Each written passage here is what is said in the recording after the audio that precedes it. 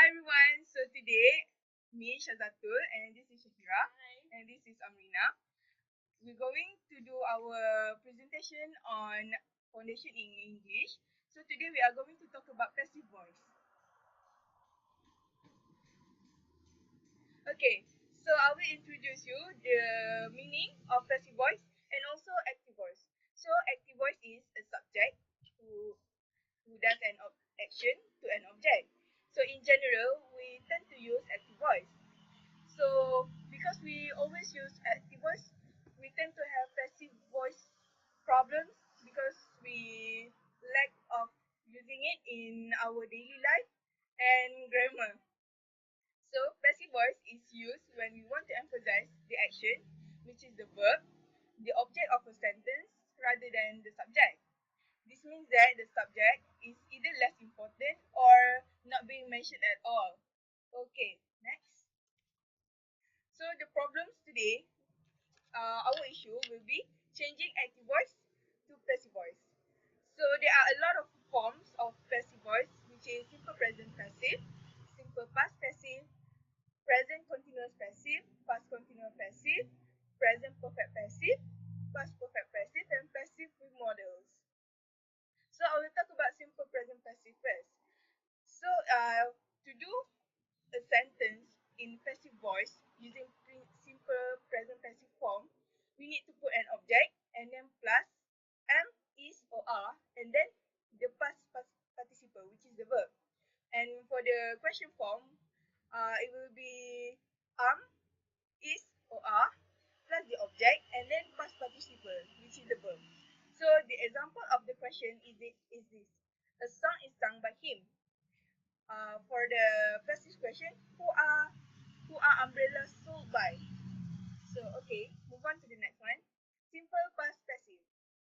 So the form will be object plus was or were, and then past participle, which is the verb.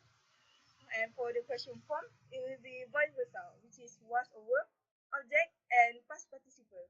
So the example of the question is, was a snake killed by me? Or in for the passive form of this sentence, a snake was killed by me.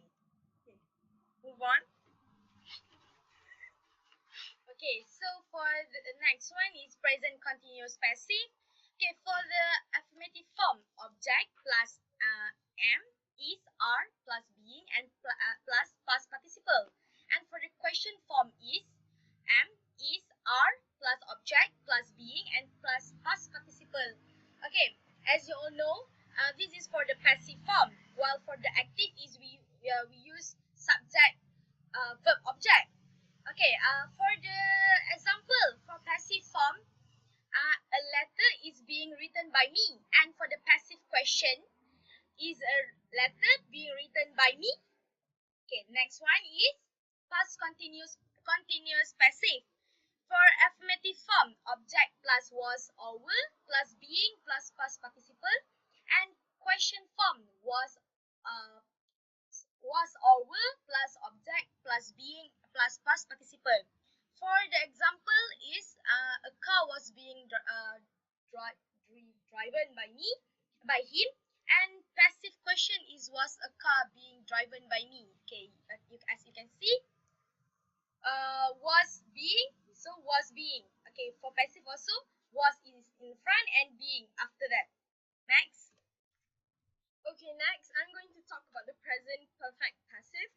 For the affirmative form, you put the object and then the has or have plus been plus past participle, which is the verb. For the question form, you just move the has have to the beginning of the sentence, and then you put object after the has have, and then been, and then past participle, which is the verb. Basically, you just change the position of the object and the has have. Now, for example, for the passive affirmative form, it's her work has been finished by her, but for passive question form, it has her work been finished by her. Okay, so the next one is past perfect passive.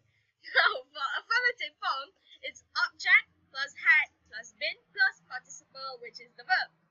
So for question form, like before, you just move the had and the object. So had at the beginning of the sentence, and then object, and then been, and then the verb. For the example, for passive form, it's the assignment had been completed by her, by them. I'm sorry. The recording is like blocking my view of the slide. And then for the passive question, had the assignment been completed by them? Okay, so that's the examples for past perfect passive. Okay, for the next one is the modals, passive with modals. For affirmative form, it's object plus modals plus be plus past participle. And for question form, it's modals at the beginning of the sentence plus object plus be plus past participle. For passive form example, it's the traffic rules must be obeyed. But for passive question, the bill have to be paid before leaving the restaurant. See, there's a question mark at the end. Okay, I will hand this presentation to Amrina. So, why we are having problems with passive voice? Factors affecting the problem. First, less usage of passive voice in communication of daily life.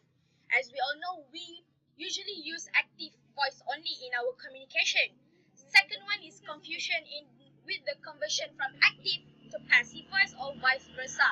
We don't know how to transform from the active to passive and passive to active. And the last one is less exposure when learning the topic. During our secondary or primary school time, we never learn, but only a little bit that our teacher teach us about this topic, and we start learn this during our university time or our foundation time, and we continue learning this in our degree. So for the suggestion,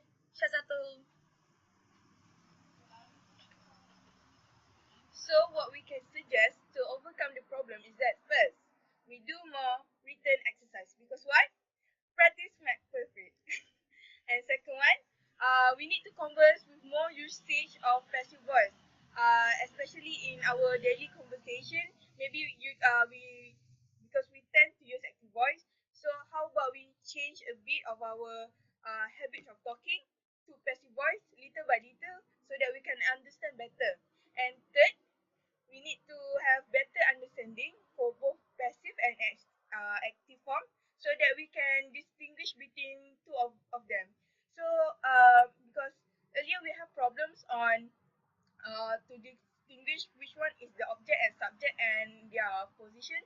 So that is why we need to practice more and then use more of the passive voice, so that we can actually understand which one is passive and active. So I'll move on to the conclusion of the whole presentation with Shira.